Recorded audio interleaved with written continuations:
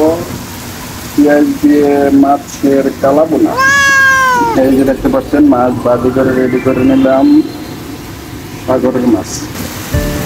এই যে টমেটো ছেড়ে দিলাম,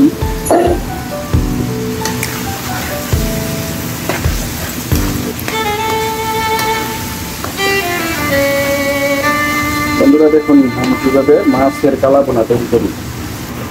এই যে দুল দিয়ে দিলাম বাজারা,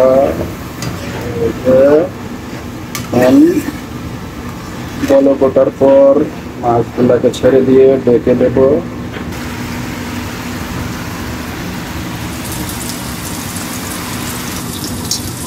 এই যে মাছগুলা দিয়ে দিলাম,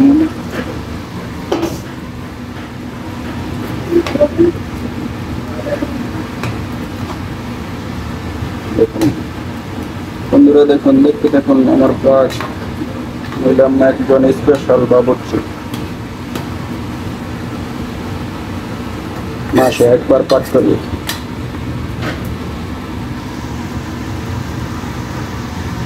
এই যে দেখতে পাচ্ছেন,